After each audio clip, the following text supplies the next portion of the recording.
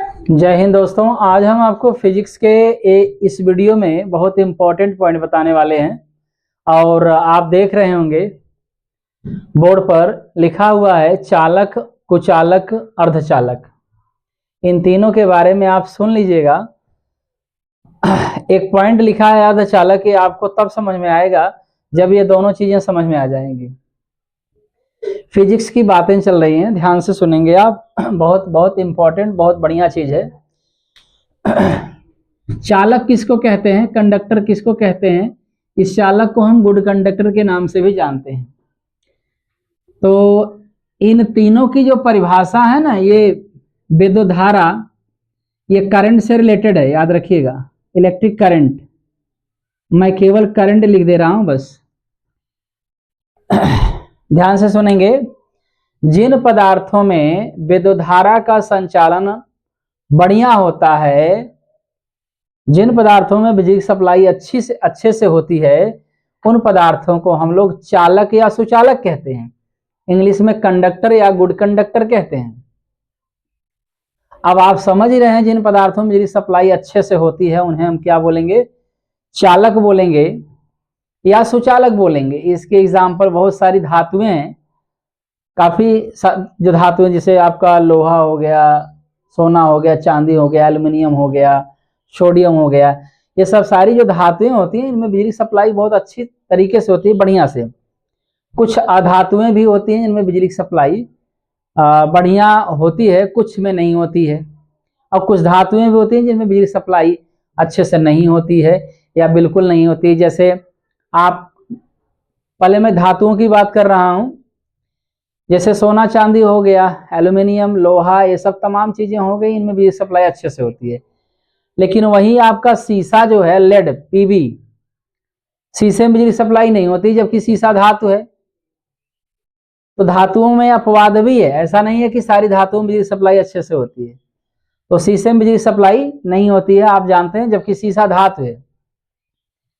तो एक बार चालक की परिभाषा या सुचालक की परिभाषा, इसको सुचालक भी कहते हैं, एक बार परिभाषा फिर सुन लीजिए। जिन पदार्थों में बिजली सप्लाई या विद्युत धारा का संचालन अच्छी तरीके से होता है, बहुत बढ़िया से होता है, उन पदार्थों को हम लोग क्या बोलते हैं?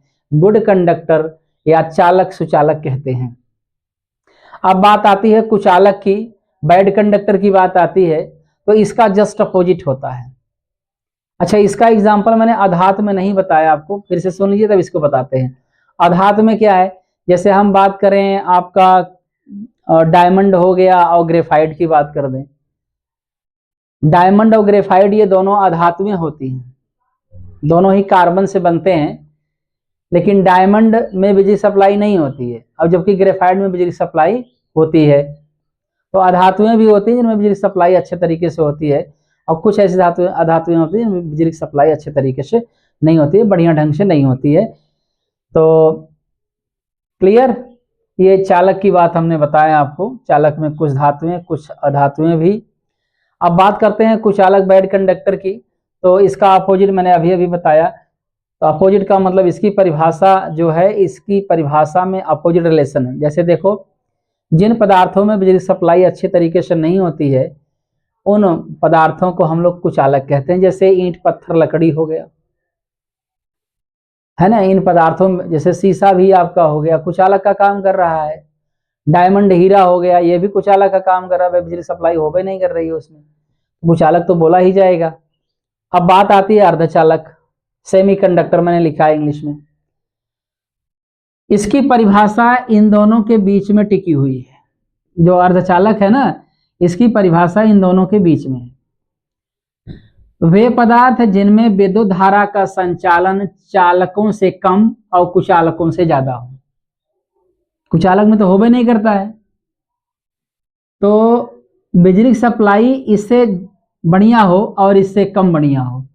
इसकी जो परिभाषा है बिजली सप्लाई पर डिपेंड है, तीनों की परिभाषा। तो इसमें बिजली सप्लाई अच्छी होती है, इसमें बिल्कुल नहीं होती है। इसमें बिजली सप्लाई इससे कम होगी, अर्धचालक में बिजली सप्लाई, विद्युत धारा का संचालन इससे कम होगा, जबकि इससे क्या होगा? ज्यादा होगा। इसमें तो एकदम नहीं हो रहा है, लेकिन इससे ज्यादा बिजली सप्लाई इसमें होगी। मतलब इसमें बिजली सप्लाई कुछ न कुछ होगी और इतनी बढ़िया नहीं होगी जितना कि इसमें होता है, और इतना खराब बिजली सप्लाई नहीं होगी जितना कि इसमें होता है। तो बिजली सप्लाई इन दोनों के बीच में होती है। ये आपके एग्जाम्पल हैं, एग्जाम्पल अर्धचालक का आपको बता रहे हैं, जैसे जर्मेनियम हो गया और सिलिकॉन हो गया। याद रखिएगा, जर्मेनियम और सिलिकॉन ये सेमीकंडक्टर के नाम से जाने जाते हैं। तो उम्मीद करते हैं दोस्तों आज का ये वीडियो आपको पसंद आया होगा। अगली वीडियो में आपसे फिर मिलेंगे, तब तक के लिए धन्यवाद।